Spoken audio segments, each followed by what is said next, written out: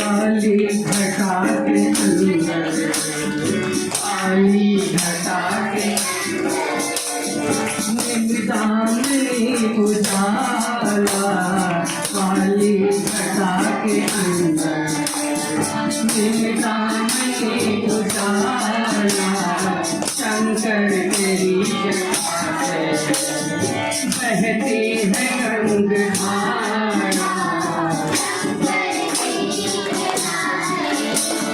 शंकर तेरी जटा से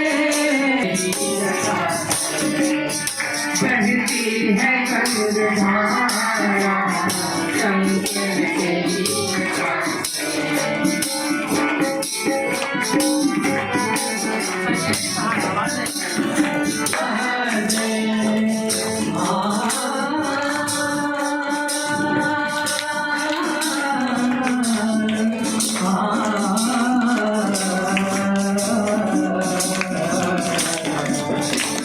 जल मुंड माल राजे, शक्ति बरु विराजे,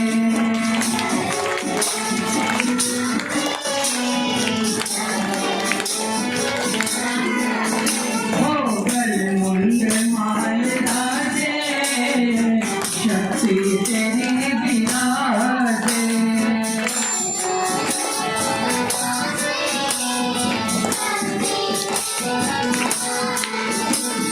डमरू निनाद बाजे, जग में बिगुल बाजे,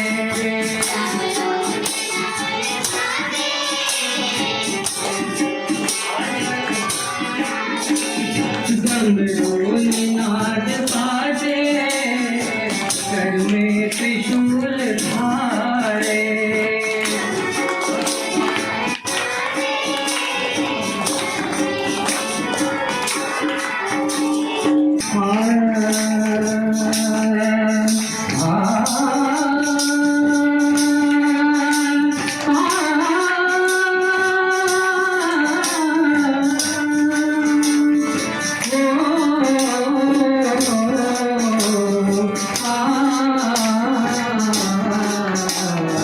शंकर तेरी जटा से बहती है गंगाधारा,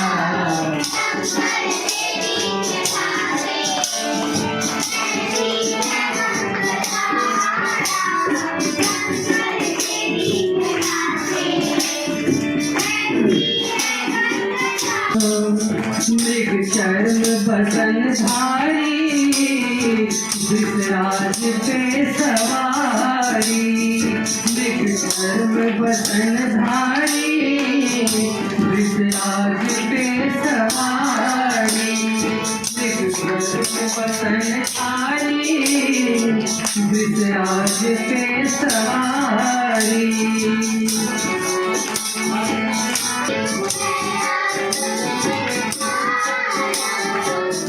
तीन तेज धारे, ओ तीन तेज धारे, सब विश्व अंधकारा, तुझसे तेज धारे, सब विश्व अंधकारा।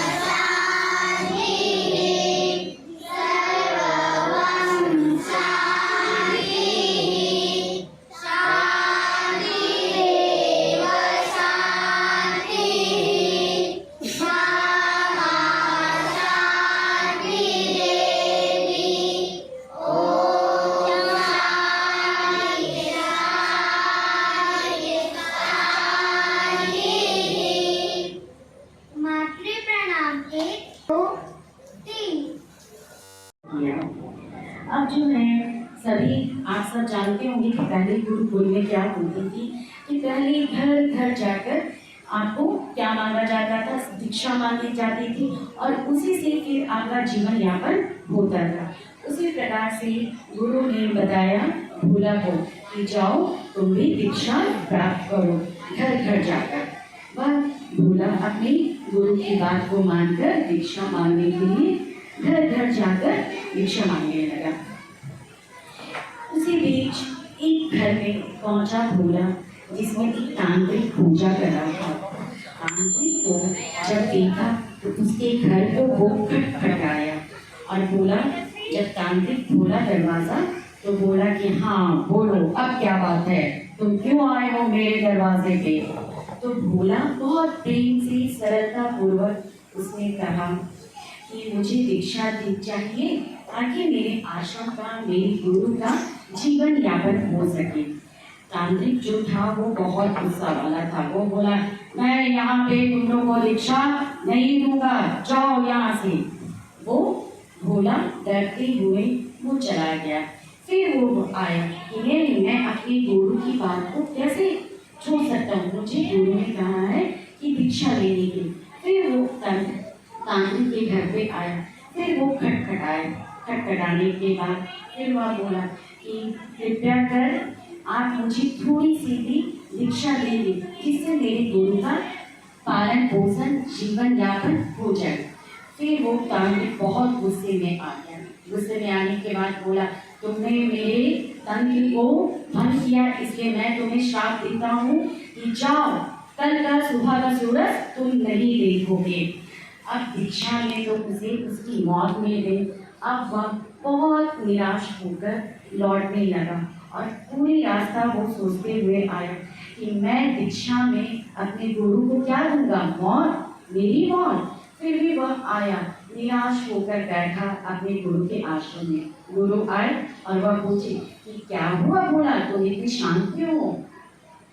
भोला कहा कि गुरुजी, दीक्षा में मैं अपनी मौत देखकर आया और सारी घटनाओं को उसने बता दिया। गुरुजी बोले, अच्छा कोई बात नहीं है। शाम का समय हुआ, रात्रि हुई, भोला शांत होकर बैठा रहा। बिल्कुल वो चिंतित कि कल सुबह का सूरज मैं नहीं देख पाऊंगा। भोला को क्या था, वो चुपचाप बैठा रहा।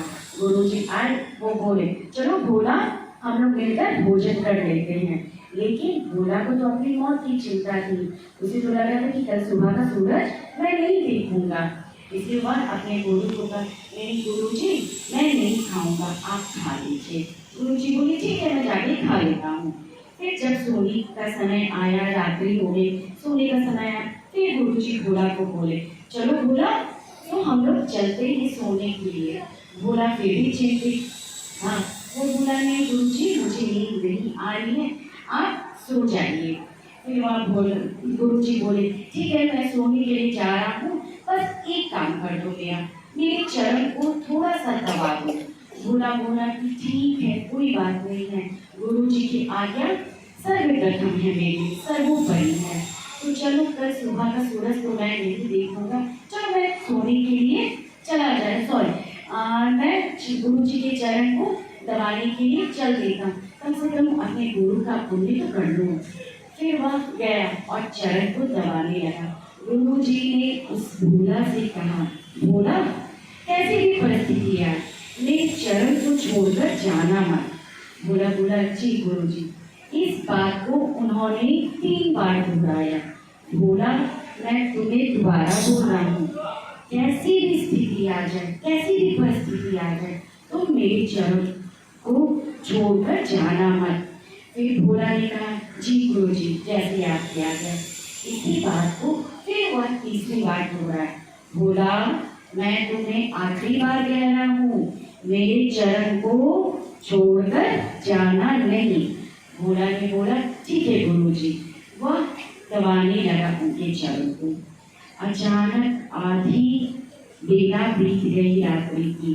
भोला क्या देखता है कि एक बहुत खूबसूरत स्त्री, बहुत सुंदर स्त्री, काफी हीरे जवाहरात मोतियों स्वर्ण से लगे एक पात्र के साथ आती है और वो भोला को आश्रम के गेट के पास यानी द्वार के पास वो खड़े रहती है और भोला को लालच देती, भोला देखो मैं आई हूँ, मेरे पेट में कितने सारे स्वर्ण हैं, कितनी सारी सोनी चांदी है, तुम आओ और इसे ले लो और इससे अपना जीवन यापन करो, तुम बहुत ऊपर जाओगे, तुम्हें बहुत सारा सोना चांदी मिलेगा। लेकिन भोला तो अपनी गुरु की आज्ञा का पालन कर रहा था। भोला बोला उससे, वो स्त्री से, कि ठीक है, अगर आपको देना है तो आप यहाँ पर आकर दे दीजिए। तो वो जो देवी जी थी वो कह रही, नहीं भोला, मैं नहीं वहाँ पे आऊंगी, आप यहाँ पे आकर ले लो। भोला बोला, नहीं, मैं वहाँ पर नहीं आ सकता, अगर आपको देना है तो आप यहाँ आकर थाल रख दीजिए। वह वहाँ से क्षण भंगुर हो गई, यानी कि गायब हो गई। फिर दूसरी बार उसकी भोला की माता जी आती हैं। वह भोला अपनी माँ को देखकर बहुत खुश हो गया और बोला, मन ही मन सोचने लगा, चलो मैं अपनी माँ से मिल लेता हूँ, कल सुबह का तो सूरज नहीं देख पाऊंगा, ऐसे भी मुझे अपनी माँ की बहुत याद आ रही थी। इसी बहाने मैं अपनी माँ से मिल लिया। और इधर माँ उनकी कहने लगी, भोला मेरे बेटे, एक बार मेरे गले मिल जा, आजा मेरे बेटे, मेरे पुत्र कहाँ थे, बहुत तुमसे मिलने की इच्छा थी। लेकिन भोला बोला, नहीं माँ, मैं तुम्हारे पास आकर गला नहीं मिल सकता हूँ, तो अगर तुम्हें मिलना है तो तुम मेरे पास आ जाओ। फिर वो भोला बोल रहा, लेकिन माँ बोल रही है अपनी ममता से, उसे क्या कर रही है, उसकी छाया को माया में परिवर्तित करना चाहिए कि भोला आजा बेटे, मैं तुमसे बहुत तड़प रही हूँ मिलने के लिए, आजा मेरे बेटे, आजा आजा, ऐसे करते हुए की जा रही। लेकिन भोला जो है वह उस अपने गुरु की आज्ञा का पालन कर रहा था, फिर भी वह अपनी माँ के पास नहीं गया। फिर वह भी क्षणिक गायब हो गए, उनकी माँ क्षणिक गायब हो गई। फिर तीसरी बार में तांत्रिक जो था वह खुद आया, एक राक्षस का रूप लेकर आया, वह भी आश्रम के द्वार पे खड़ा हो गया और कहा, मैं आया हूँ भोला तुम्हें लेने के लिए, अब तो तुम्हें आना होगा। भोला बोला, ठीक है, मैं मरने के लिए तैयार हूँ, मगर आपको मुझे ले जाने के लिए यहाँ आना होगा, यानी कि गुरु के चरण के पास आना होगा। वो बोला, मैं किसी के आश्रम में नहीं जाता, तुमको आना होगा मेरे पास। फिर भी भोला बोला, नहीं, मैं जानता हूँ कि मैं मरने वाला हूँ, मेरी मृत्यु नजदीक है, तो मैं नहीं आ सकता, आप ही आ जाए मेरे पास ताकि मैं चल दूँ आपके साथ, मैं थोड़ी सी भी कोताही नहीं करूँगा आपके साथ जाने के लिए, आप आ जाए। बहुत वो राक्षस जो है बहुत उसे डराने की कोशिश किया, लेकिन वह नहीं गया। और फिर तांत्रिक भी जो था वो राक्षस के रूप में वह भी क्षणिक गायब हो गया। और इस तरह से पूरी रात की पहर बीत गई, सुबह हुआ, सुबह का सूरज निकला, सूरज निकलने के बाद आपको चिड़िया चहचहाती हुई उड़ने लगी आकाश में, पेड़ पौधे सब खिलने लगे, फूल पत्तियां सारी चीजें खिलने लगी। लेकिन भोला अपने गुरु के चरण को दबाता रहा। तब गुरु की अचानक आंखें खुली और वो उठे और कहे, अरे भोला, तुम्हारी तो मृत्यु होने वाली थी, तुम मरे नहीं, तुम मेरे चरण को दबाते और तुम मतलब जिंदा हो, तुम अभी तक तुमने कहा था कि तुम्हारी मृत्यु है। तो भोला पूरी घटना को गुरु जी के समक्ष रख दिया और रखने के बाद फिर गुरु जी ने उसे एक बात कही कि भोला, ऐसे ही गुरु जो है आपको नहीं समझाते हैं कि गुरु का मान सर्वोपरि होता है, सर्वोपरि। आज कहिए, अगर गुरु की चरण को छोड़ भोला चला जाता स्वर्ण की लालच में, अपनी माता की लालच में, राक्षस के डर से, तो क्या भोला की मृत्यु हो जाती या नहीं हो जाती? बोलेंगे आप लोग? हो जाती ना। लेकिन चरण को दबाते दबाते भोला की जान बच गई और भोला की जिंदगी हर दिन की तरह बिल्कुल चलती रही।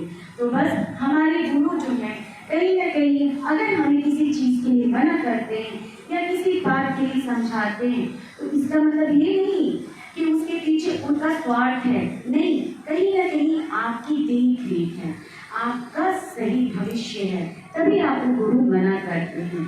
और इसलिए कहा जाता है गुरु से बढ़कर कुछ भी नहीं है। हमें अपने भगवान कौन होते, गुरु ने इस चीज का ज्ञान करवाया ना, गुरु ने करवाया या नहीं करवाया है? कहा जाता है कि इसलिए गुरुर ब्रह्मा गुरुर विष्णु गुरुर्देवो महेश्वर गुरुर साक्षात परम ब्रह्म तस्मै श्री गुरुदेव नमः। तो हमें अपने गुरु का आदर करना चाहिए, मान करना चाहिए, क्योंकि आपके लक्ष्य तक कहीं ना कहीं हमारे गुरु भी पहुंचाते हैं। इसलिए तहे दिल से आपका धन्यवाद करूंगी कि आप सब हमारे आने वाले भविष्य में काफी उज्जवल होने वाले हैं। लेकिन तब आप गुरु की बात को मानते हुए चलें और उनका आदर करें। बहुत बहुत धन्यवाद। आमंत्रित करती हूँ जो कुछ भजन गायन और अपने भाषण से आपको बताएंगे गुरु के बारे में। सर्वप्रथम मैं राजवीर सिंह सौर्य कक्षा तृतीय से भैया आपको आमंत्रित करती हूँ, आप आए मंच पर और अपना बताएं गुरु के बारे में। थैंक यू दीदी।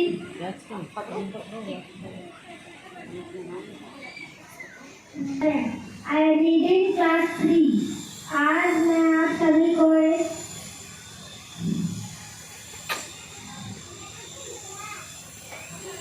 भजन सुनाने जा रहा हूँ। Divyanshu, where is Divyanshu? Garden में आए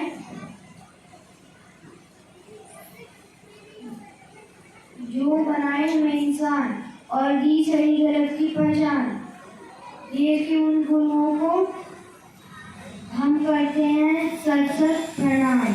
हैप्पी गुरु पूर्णिमा। कक्षा पंचम से आप सबके सामने एक गीत प्रस्तुत करने जा रहा हूँ।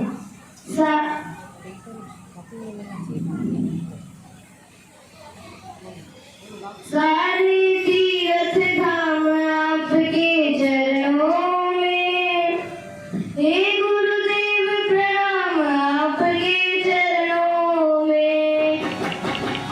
सारे तीर्थ धाम आपके चरणों में, हे गुरुदेव प्रणाम आपके चरणों में। हृदय में मांगो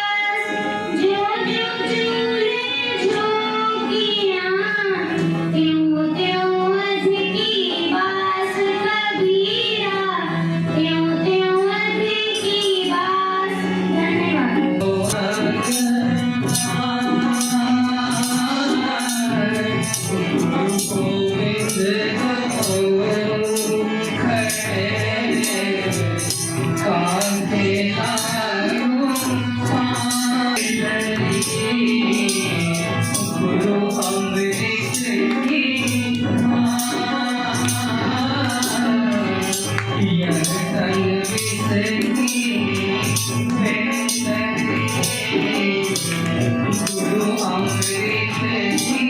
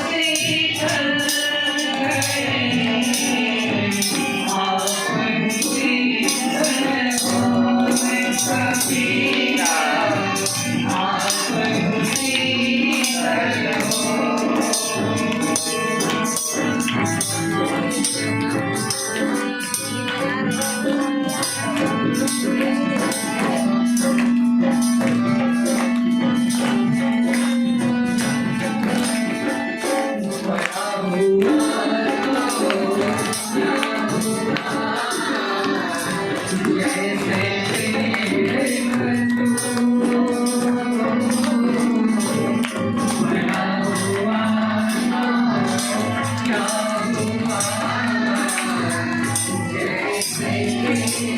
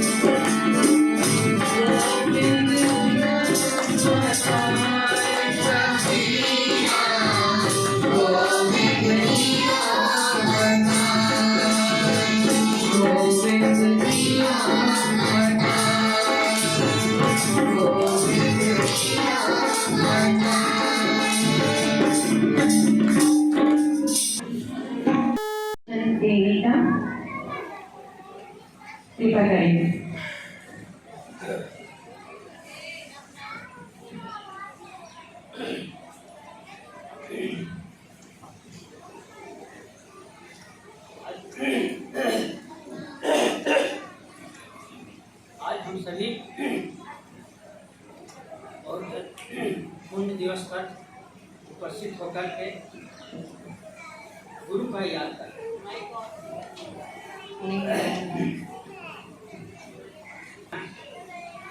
और इकट्ठे होने का जब अवसर मिलता है तो बड़ा आनंददायक अवसर होता है। और इस अवसर पर हम लोगों को गुरु के संबंध में जानकारी लेते हुए गुरु भक्ति और गुरु से जुड़ा हुआ आचरण हम लोग का अच्छा होना चाहिए।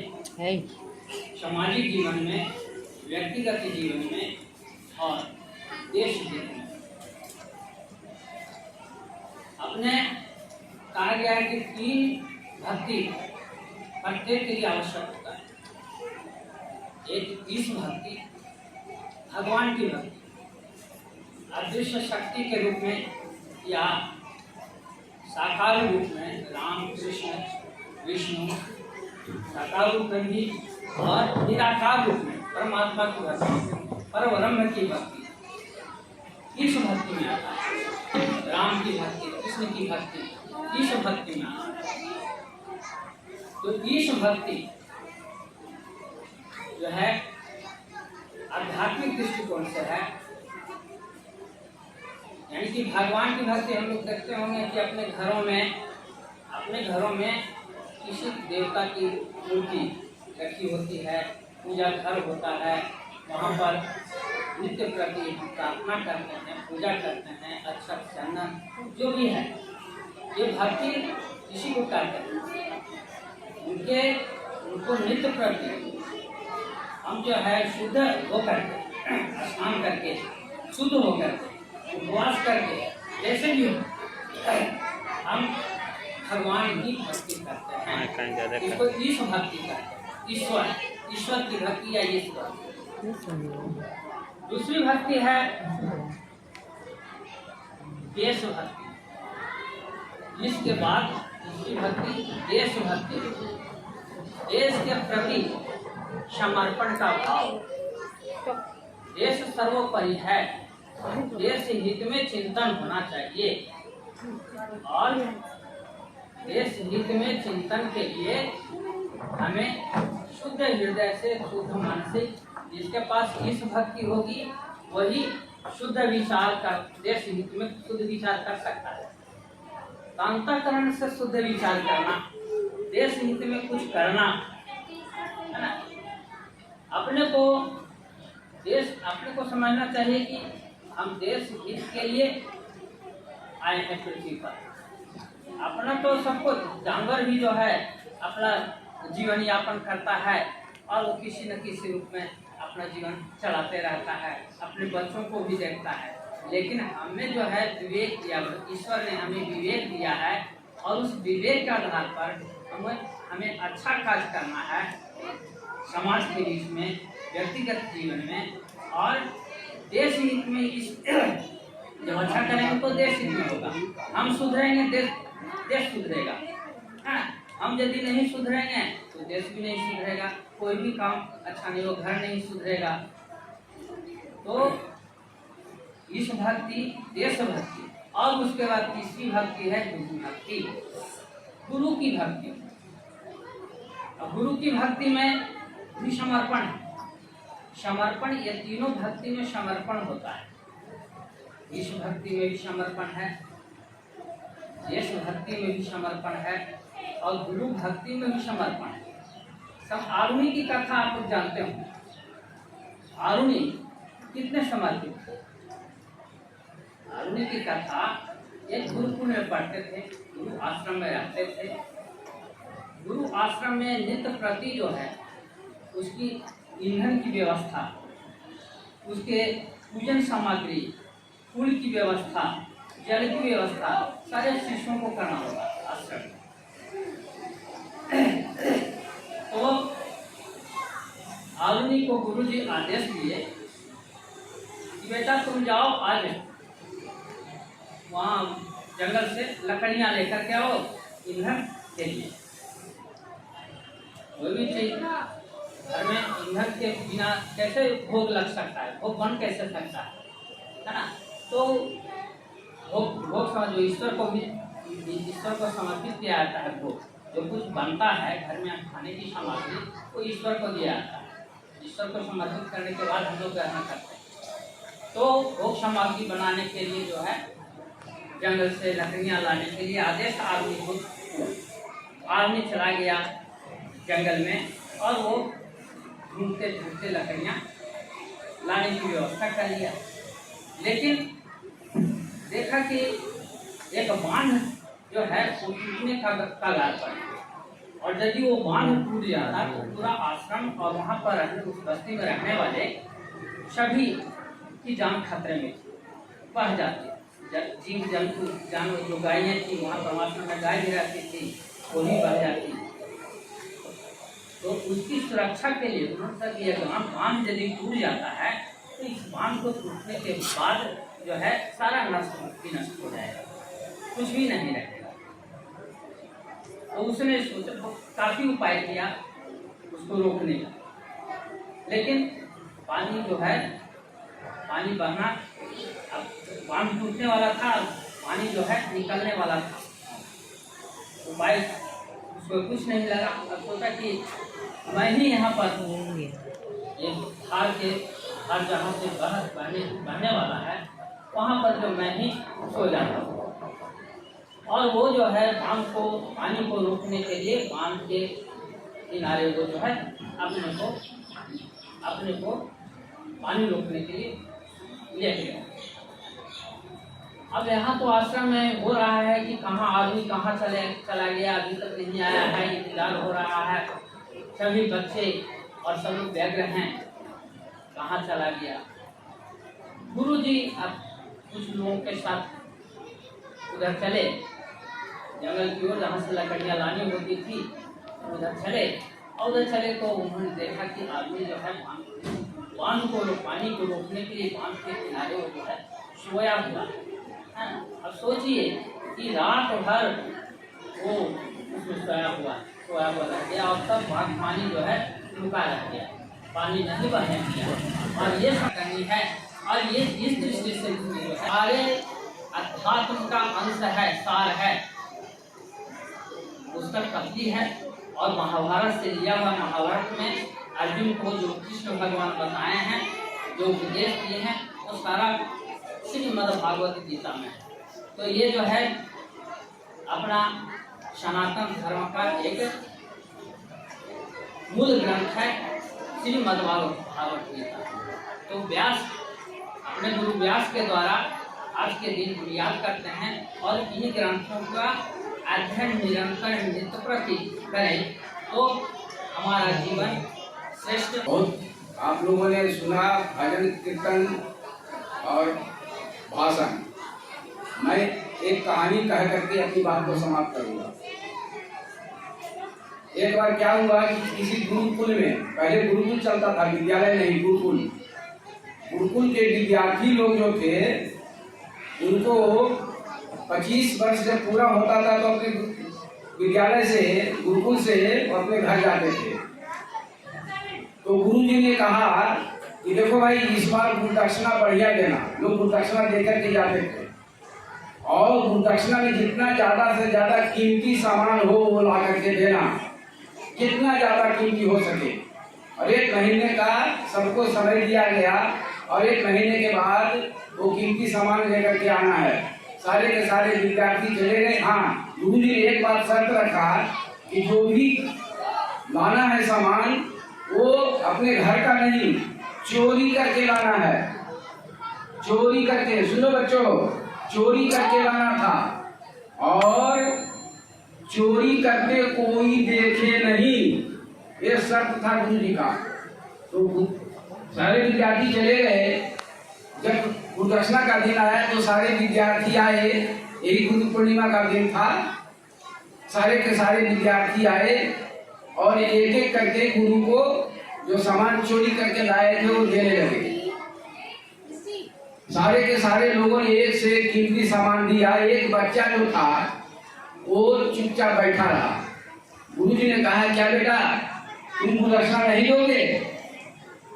वो बच्चा रोने लगा, वो लड़का रोने लगा। बोला बोलो क्या बात है, तुम्हें कुछ नहीं मिला? तो बोला नहीं गुरुजी, बहुत मिला, इससे बहुत कीमती सामान मिला, लेकिन आपने कहा था कि सामान चोरी करके लाना और चोरी करके कोई देखे नहीं। तो जब मैं हाथ बढ़ाता था, जैसे ही हाथ बढ़ाता था तो लगता था कि मैं तो देख रहा हूँ। गुरु जी ने कहा कि कोई नहीं देखे और भगवान को देखते होंगे, तो इसलिए मैं कोई सामान नहीं लाया। गुरु जी ने क्या किया, कहा बेटा मेरा लक्ष्य प्राप्त हो गया, तुम्हारी गुरुदक्षिणा सबसे बड़ी, आज से मेरे स्थान पर तुम इस गुरुकुल के प्रधान नियुक्त होते हो और उस लड़के को उस गुरुकुल का प्रधान नियुक्त कर दिया गया। ये होता है गुरु की आज्ञा और भक्ति। एक कहानी आप कहते हैं, हंसते हंसते आप लोग जाएंगे, छोटी सी कहानी है। अभ्यास बराबर बनाए रखना चाहिए। किसी भी परिस्थिति, हम शंख नहीं बजाएंगे, और शंख नहीं बजाएंगे तो क्या होगा, धरती पर पानी नहीं पड़ेगा। 12 वर्ष तक शंख नहीं बजाएंगे, इंद्र क्रोधित हो गए। कुछ साल बीता, धरती पर अकाल छा गया, चारों तरफ पशु पक्षी जीव जंतु मरने लगे। नारद जी पूरे पृथ्वी पर घूमने लगे, उनका भी हृदय पिघल गया, भारी दारुण वेदना लोग सह रहे थे। घूमते घूमते उन्होंने देखा कि एक किसान जो है वो हल चला रहा है। अब चित्रवात, पानी पड़ना नहीं, हल तो अंदर जा नहीं रहा, लेकिन फिर भी किसान हल चला रहा। बोले नारद जी, बोले किसान क्या कर रहे हो? तो वहां से आप देखते नहीं मैं हल चला रहा हूँ। तो हल क्यों चला रहे हो? मालूम नहीं तुमको पानी नहीं होगा? बोले मुझको मालूम है 12 वर्ष तक पानी नहीं होगा, फिर भी मैं रोज प्रत्येक दिन थोड़ा थोड़ा अभ्यास कर लेता हूँ। अभी अभ्यास नहीं करूँगा तो क्या होगा, हम हल चलाना भूल जाएंगे। वहां से नारद जी लौटे, इंद्र लोग गए, इंद्र को सारी कहानी कहे, और उसके बाद उन्होंने कहा ये किसान हल चला रहा था। इंद्र ठहाका लगाया, अरे मूर्ख, उसको पता नहीं था 12 वर्ष तक पानी नहीं पड़ेगा। बोला महाराज उसको पता था, फिर भी वो कह रहा है थोड़ा थोड़ा अभ्यास करते हैं। इंद्र मन में सोचा, अरे ये हम कहीं शंख बजाना न भूल जाए 12 वर्ष में। बगल में शंख था, उठाया, बजाया, धरती पर पानी पड़ा। किसान के अभ्यास करने से धरती बच गई। इसीलिए हमें अपना अभ्यास बनाए रखना है। दूसरा, किसी के प्रति ईर्ष्या नहीं होनी चाहिए, जलन नहीं होनी चाहिए। एक बार 2 भक्त ने शंकर जी की आराधना की, तपस्या की, शंकर जी खुश हो गए। मैं कहानी एकदम संक्षेप में कह रहा हूँ, समझ लेना। उसके बाद तपस्या के बाद शंकर भगवान खुश हो गए, और खुश होकर के उन्होंने कहा वरदान मांगो, लेकिन मेरा एक शर्त है, जो वरदान मांगेगा उससे दुगना दूसरे को दूंगा। अब कोई वरदान मांगे नहीं, क्योंकि मांगेंगे हमसे दुगना दूसरे को मिलेगा। लेकिन एक था, वो दूसरे पर जलने वाला उसका स्वभाव था, दुष्ट था, वो किसी की भी बुराई करता था। उसने कहा हे शंकर भगवान, यदि आप मुझ पर खुश हैं तो मेरी एक आंख फोड़ दीजिए। एक मांग लिया, उसका एक आंख फूट गया, दूसरे का दोनों, दूसरे का कितना आंख फूटा? दोनों आंख फूट गया। तो ऐसे होते हैं जलने वाले ईर्ष्यालु लोग। 3 कहानी है, तीनों का एक में अभ्यास है, दूसरा किसी के प्रति जलन नहीं होनी चाहिए, और तीसरा गुरु भक्ति, सत्यता है ना। बस आज का यही है समापन। विष्णु रूपाय व्यास रूपाय विष्णवे, इस मंत्र को मैं आप लोगों से बाद में पूछूंगा। व्यासाय विष्णु रूपाय व्यास रूपाय विष्णवे, नमो वै ब्रह्मनिधये वसिष्ठाय नमो नमः। मंत्र बड़ी है, लेकिन याद करना चाहिए तो याद हो जाएगा। अर्थात कहने का मतलब है कि आज हम लोग वेद व्यास जी की जयंती मनाने के लिए यहाँ पे उपस्थित हुए हैं। तो उनकी छोटी सी परिचय यही है कि वेद व्यास जी साक्षात विष्णु का स्वरूप है। इनके स्वरूप है, ध्यान से सुनेंगे लो। वेद व्यास जी किनके स्वरूप है? भगवान विष्णु के स्वरूप है, और भगवान विष्णु ही वेद व्यास है, ऐसा माना गया है। ठीक है, ऐसे ऋषि वशिष्ठ जी के कुल में उनका जन्म हुआ। पराशर पुत्र अर्थात इनके पिता ऋषि पराशर हुए, और वेद व्यास जी को हम सभी लोग सब नमन करते हैं, क्योंकि वो भगवान के ही दूसरे रूप है, मैंने कहा भी भगवान विष्णु का ही स्वरूप है। चलिए, सबसे पहले मैं जानना चाहूंगा कि आज कौन सा दिन है, कोई बताएंगे? गुरु पूर्णिमा। हम लोग गुरु पूर्णिमा क्यों मनाते हैं, कोई जानते हैं? बहुत छोटी सी बात है, क्योंकि आज ही के दिन इनका जन्म हुआ था। आज ही के दिन क्या हुआ था? इनका जन्म हुआ था, इसीलिए हम लोग गुरु पूर्णिमा मनाते हैं। लेकिन सिर्फ जन्म तो महान नहीं, कर्म महान है, क्योंकि इन्होंने कर्म इतने अच्छे से किए थे कि जिनकी व्याख्या और चर्चा करना समय अभी उतना नहीं है। इसी के उपलक्ष्य में हम लोग गुरु पूर्णिमा मनाते हैं। और गुरु पूर्णिमा सभी लोग जानते हैं कि आषाढ़ पूर्णिमा यानी हिंदी महीने के अनुसार अभी आपका चौथा महीना चल रहा है। कौन सा महीना चल रहा है? चौथा महीना, 4th नंबर, चौथा महीना यानी महीने के 30वां दिन। हिंदी महीने के अनुसार जो 30वां दिन होता है उसको हम लोग क्या कहते हैं? पूर्णिमा। और 15वां दिन जो होता है वो अमावस्या। तो ये जानना जरूरी कि हम लोग किस दिन मनाते हैं। सिर्फ मनाते हैं जानना जरूरी नहीं है, किस दिन मनाते हैं, क्यों मनाते हैं, ये सभी बातें जानना जरूरी है ना। इनकी कुछ रचनाएं हैं जिन्होंने 18 पुराण की रचना की थी। अगर इस रचना का 2 नाम भी आप लोग याद रखेंगे तो बहुत बड़ी बात होगी। सबसे पहला है ब्रह्म पुराण, क्या है? दूसरा है पद्म पुराण, क्या है? विष्णु पुराण, शिव पुराण, श्रीमद् भागवत पुराण, नारद पुराण, अग्नि पुराण, ब्रह्म पुराण, वैवर्त पुराण, वराह पुराण, स्कंद पुराण, मार्कंड पुराण, वामन पुराण, कूर्म पुराण, मत्स्य पुराण, गरुड़ पुराण, ब्रह्मांड पुराण, लिंग पुराण, अवस्थ पुराण। ये इतने पुराणों के नाम मैंने आप लोगों को बताए हैं। इसमें से 2 नाम जरूर याद रखिएगा। सर 2 नाम किसी को याद हो गया अभी? बताइए कौन सा? विष्णु पुराण, शिव पुराण। बहुत अच्छा, बताइए। हाँ चलिए, बहुत अच्छी बात। तो ये सभी बातें याद करके, अच्छा कोई बता सकते हैं जो हमारे महर्षि वेदव्यास जी, इनके पिताजी का नाम क्या था? अभी मैंने बताया। अगर आप लोग ध्यान से सुनेंगे तो जरूर बताएंगे। इनके पिता का नाम बताइए। महर्षि वाल्मीकि। अच्छा, माता जी का नाम तो बता सकते हैं? जयंती मनाने आए, हम लोग बैठ गए, सुन लिए, कहानी खत्म हो गया, घर चले गए, प्रसाद बट गया। कुछ बातें याद भी कीजिए। हाँ, माता जी का नाम? बहुत अच्छी बात, माता सत्यवती।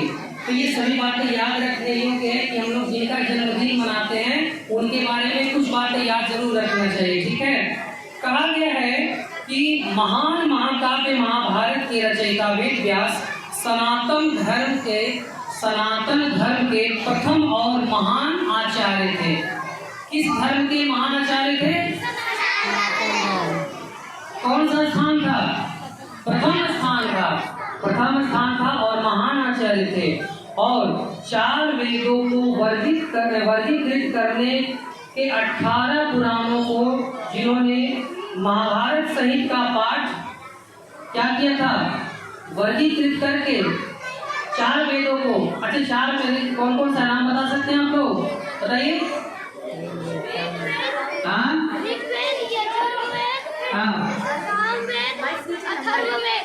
ऋग्वेद, यजुर्वेद, अथर्ववेद और अच्छा सामवेद। सामवेद से अभी जो हम लोगों ने यहाँ पे भजन कीर्तन किया, इसी सामवेद से संगीत की उत्पत्ति हुई है। आप सभी लोग जान लीजिए, किस वेद से संगीत की उत्पत्ति हुई है? किस वेद से? सभी को याद हो गया? दो पुराण का नाम पीछे से भैया हमें बताएंगे, आवाज भी बुलंदी चाहिए। ये हुई बात। अगर जयंती मनाना है तो कुछ सीखिए, कुछ जानिए, उनके बारे में जानकारी लीजिए। अच्छा, अब इनके 4 पुत्र थे, इनके बारे में कोई जानते हैं? हाँ, 4 पुत्र का नाम। पहला हो गए पांडु। अभी मैंने क्लास 2 के कक्षा में मैंने पढ़ाया था। पहला पुत्र का नाम क्या था? और दूसरा जो कि आंखों पे पट्टी बांधते थे? अच्छा, तीसरा विदुर और चौथा सुखदेव। कितने नाम मैंने बताए? पांडु, धृतराष्ट्र, विदुर और सुखदेव। चलिए, अच्छा, इनके जन्म और मृत्यु के बारे में अगर आप लोग पूछेंगे कि आचार्य जी बताइए इनका जन्म और मृत्यु कब हुआ है, तो ये अभी तक कहीं भी अंकित नहीं हुआ है, क्योंकि इनका जन्म आज से करीब 3000 वर्ष पहले बताया जाता है। कोई तिथि अंकित ना हुआ है और ना ही इनकी मृत्यु के बारे में कोई भी चर्चा हुई है, क्योंकि इनको अमर माना गया है। क्या माना गया है? हाँ, ये आज भी हमारे बीच विद्यमान है और अमर है, इसलिए इनकी मृत्यु और जन्म की कहीं भी चर्चा, जहाँ तक मेरी जानकारी है, मैंने अभी तक नहीं पढ़ा है। ठीक है, समय बहुत कम है, तो चलिए एक बार हम सभी लोग गुरु के लिए बोलेंगे कि गुरु शब्द जो है कितने अक्षरों से बना हुआ है? पहला अक्षर, दूसरा अक्षर। तो गु का अर्थ कोई बता सकते हैं क्या होता है?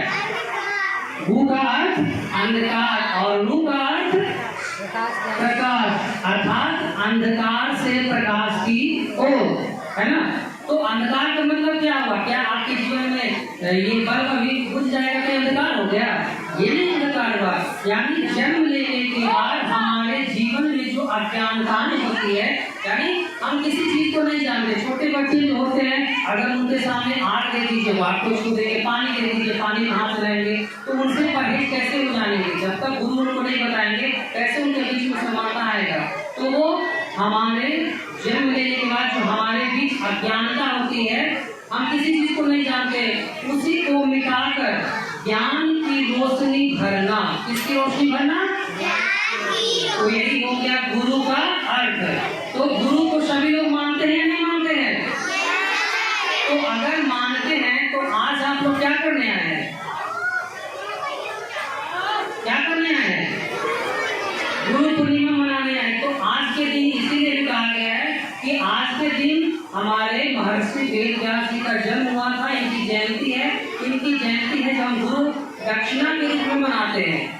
गुरु जयंती तो मनाते हैं, गुरु दक्षिणा भी। अगर हम किसी गुरु से सीखते हैं तो कुछ गुरु दक्षिणा भी समर्पण करनी चाहिए। आप लोगों को बताया गया है ना कि कुछ गुरु दक्षिणा भी लाना है, बताया गया है ना? हाँ, तो वो गुरु दक्षिणा आप लोग ये मत समझिएगा कि हमारे विद्यालय में रह जाएगा। हमारे विद्यालय में उसका उपयोग कुछ भी नहीं है, वो हमारे समाज में जाएगा और जो हमारे श्रेष्ठ गुरु हैं उनके जीवन में कुछ भी उपयोगिताओं के लिए उसका उपयोग होगा। तो इन्हीं सभी बातों के साथ मैं ज़्यादा समय नहीं लूँगा, अपनी वाणी को विराम देता हूँ। बहुत बहुत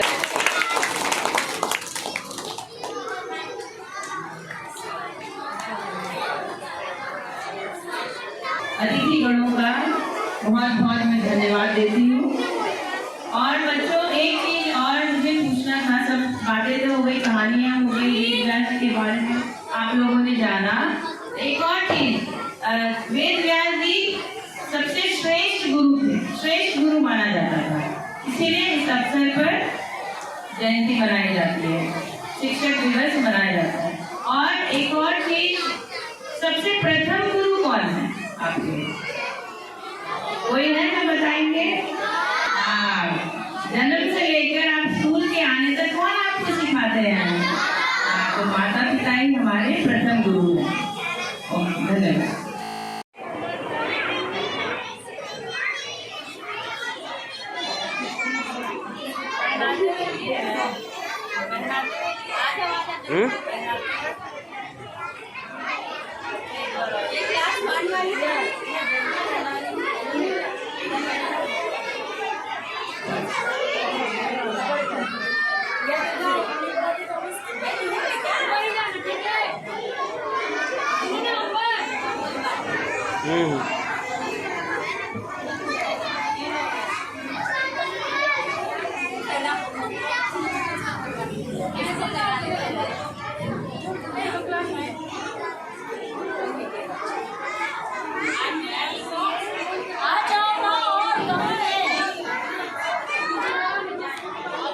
जाए मालो लो पहनेंगे तो मालो पहन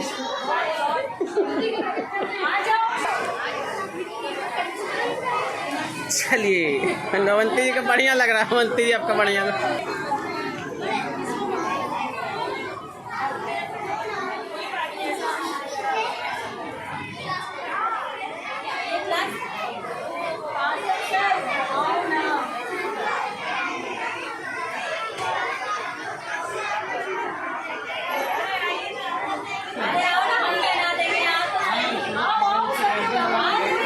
जय जय पाठक सर पानी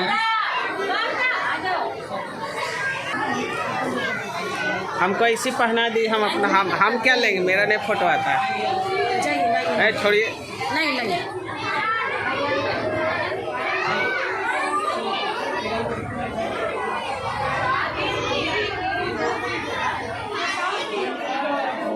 दीदी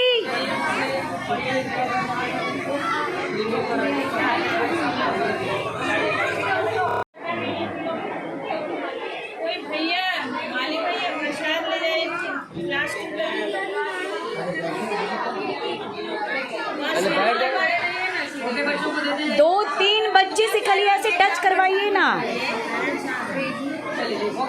संजय भैया, फोटो नहीं, दो तीन बच्चों को बोलिए ना टच।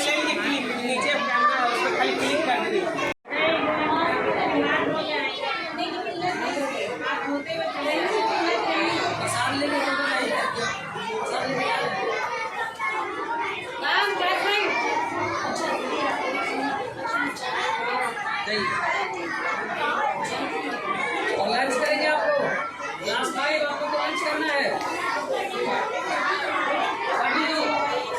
लास्ट तक की तो छुट्टी है, नहीं होगी।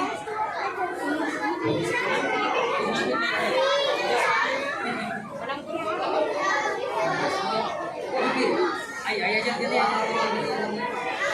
इधर से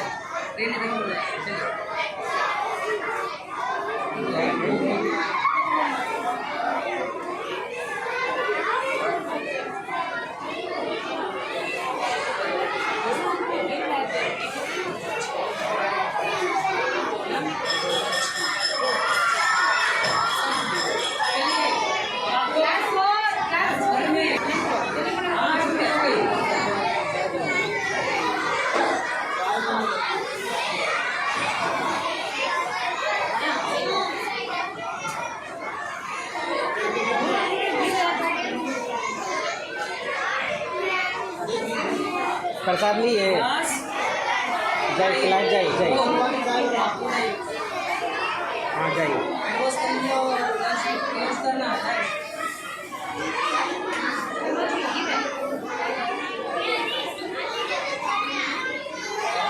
ले लिए प्रसाद। लाइन में लगे लाइन में लगे